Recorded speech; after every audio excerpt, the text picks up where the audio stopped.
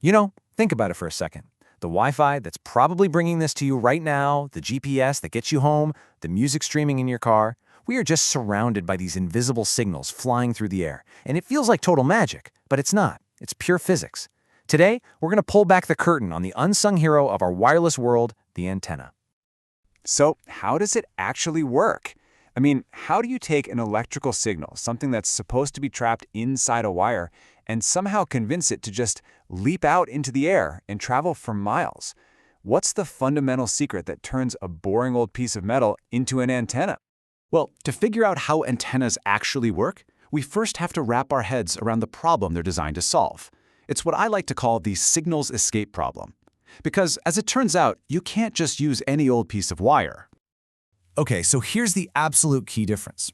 If you take a simple, closed loop of wire and run a current through it, you do create a fluctuating electromagnetic field, but that field is kind of trapped. It just clings to the wire and doesn't really go anywhere, which makes it totally useless for communication.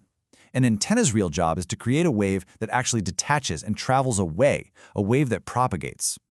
So the big question is, how do we set that wave free? Well, the answer is found in some really beautiful fundamental physics. This, right here, is the secret of propagation.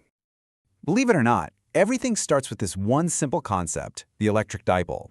It's really just a positive charge and a negative charge, separated by a tiny bit of distance. This simple little setup is the engine that drives basically every antenna in existence.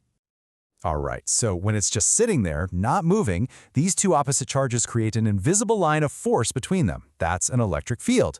The best way to picture it is like a tiny invisible rubber band that's stretched out between those 2 points.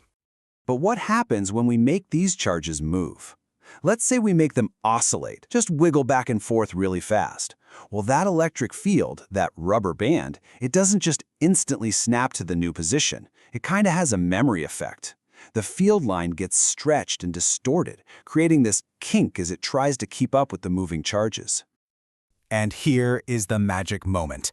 If you oscillate those charges fast enough, that kink in the field line gets stretched out so much that it actually snaps off. It becomes its own self-sustaining electromagnetic wave that just shoots off into space at the speed of light. That is our escaped signal.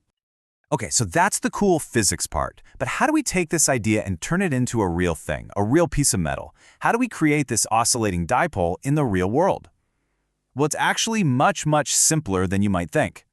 You literally just start with a simple conducting rod. Then, you apply a rapidly changing voltage right in the middle. This voltage pushes and pulls on all the free electrons in the metal. It forces them to pile up on one end of the rod, making that end negatively charged, which of course leaves the other end positively charged. And boom, there it is, a dipole. And since the voltage is oscillating back and forth, the charges shuttle back and forth, creating the exact same wave-detaching effect we just saw.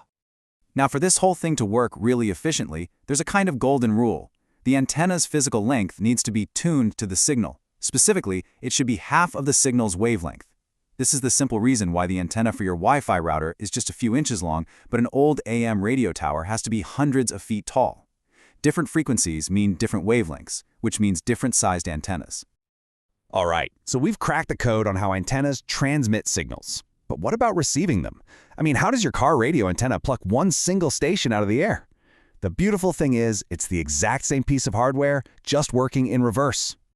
This is all thanks to something called the principle of reciprocity. And it's actually super intuitive. An antenna that's good at sending is also good at receiving.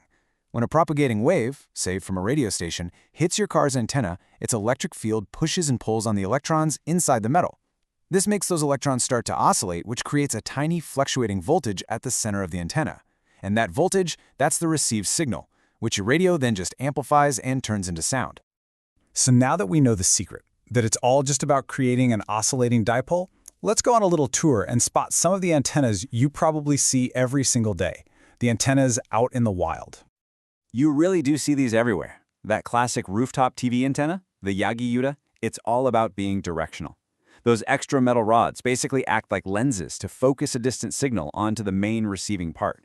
A satellite dish? That just takes the idea to an extreme. It's a giant curved mirror for catching incredibly faint signals from space. And then, deep inside your smartphone, there's a patch antenna, a tiny metallic square, perfectly sized to be half the wavelength of a cell or Wi-Fi signal. It just proves that the same principle works on a massive scale and on a miniature one. And, that really is the key takeaway.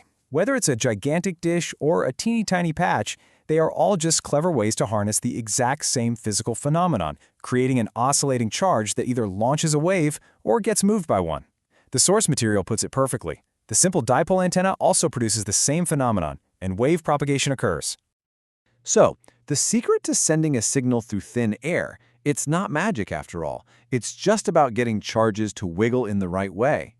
And that kind of leaves us with a final thought. Now that we know the fundamental principle is actually so simple, what will the next generation of antennas look like? Could they be woven into our clothes? Or maybe even painted onto walls, hiding in plain sight? The physics definitely allows for it.